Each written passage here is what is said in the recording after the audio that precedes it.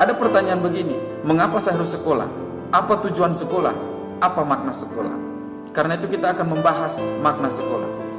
Istilah atau kata sekolah dalam bahasa Inggris, school, yang diserap dari kata Yunani, skole, artinya waktu luang.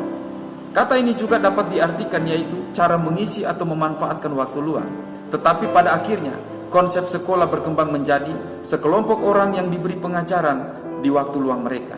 Terjadi penyempitan makna kata sekolah, sehingga kata sekolah kemudian dipahami sebagai tempat berkumpulnya murid-murid di tempat tertentu untuk belajar. Menurut Kamus Besar Bahasa Indonesia, kata sekolah yaitu lembaga untuk belajar dan mengajar, serta memberi pengajaran dan menerima pengajaran. Jadi kalau dipahami secara terminologi, berarti orang yang pergi ke sekolah dan orang yang bersekolah itu berbeda.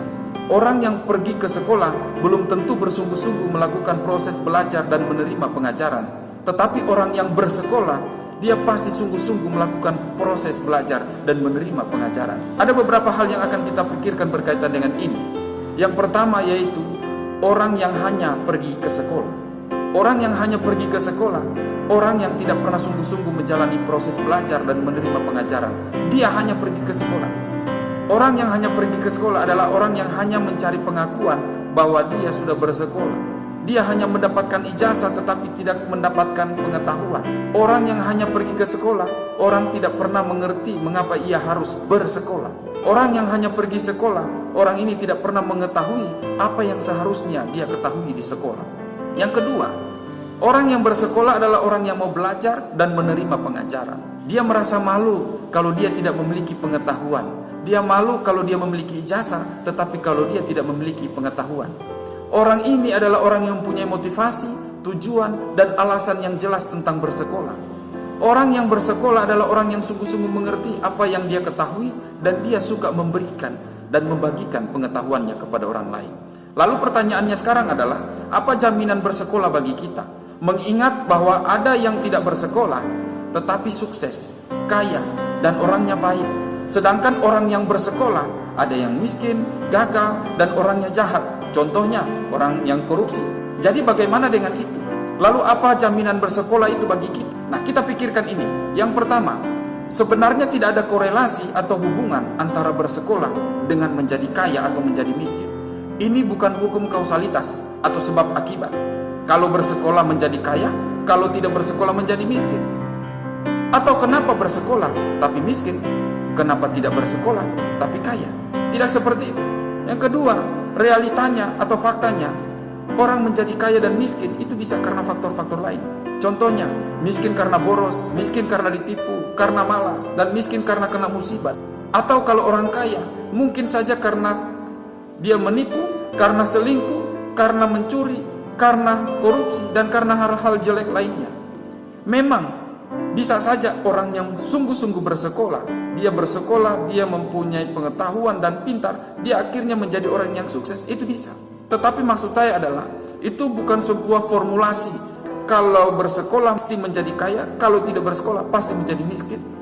Kalau kita melihat secara teologis, orang bisa kaya karena berkat Tuhan. Amsal 10 ayat 22. Berkat Tuhanlah yang menjadikan kaya, bukan usaha orang. Jadi tidak ada hubungannya dengan bersekolah.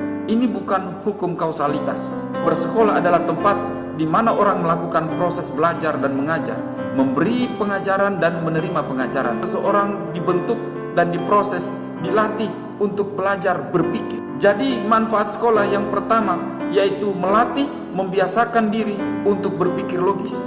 Artinya, seseorang harus menguji segala sesuatu dengan logika dan pikiran yang masuk akal, sesuai dengan ketentuan-ketentuan, norma, nilai-nilai mengenai segala sesuatu objek yang dipikirkan.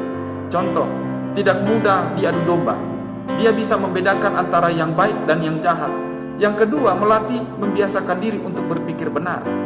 Artinya, seseorang harus sungguh-sungguh melakukan analisa mengenai sesuatu berdasarkan data-data, fakta yang otentik, dan berdasarkan hukum moral yang berlaku dalam standar kebenaran. Contoh, tidak menyebarkan hoax, tidak menyebarkan fitnah, tidak mempengaruhi orang lain untuk berbuat jahat, tidak mempengaruhi orang lain untuk membenci orang lain.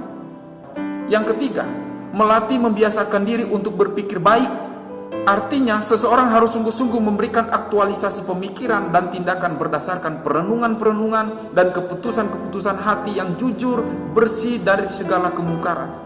Contoh, bisa berpikir positif, berkata-kata baik, memiliki etika berbicara dan bersikap, mampu membedakan bersikap dan berkata-kata kepada teman dan kepada orang tua atau kepada pimpinan dengan tanpa kemunafikan. 4. Melatih dan membiasakan diri untuk berpikir tuntas. Artinya seseorang harus sungguh-sungguh berpikir secara mendalam mengenai berbagai macam hal di dalam kehidupan, berkaitan dengan hasil, dampak, efek dari keputusan dan tindakan. Karena itu berpikir tuntas adalah benar-benar memikirkan segala kemungkinan, apakah itu akibat maupun halangan yang bisa terjadi, dan menutup seminim mungkin segala celah untuk salah. Ini disebut berpikir panjang. Contoh, memikirkan dengan baik tentang rencana buka usaha berkaitan daerah atau tempatnya, atau bagaimana kalau saya bertindak ini atau itu.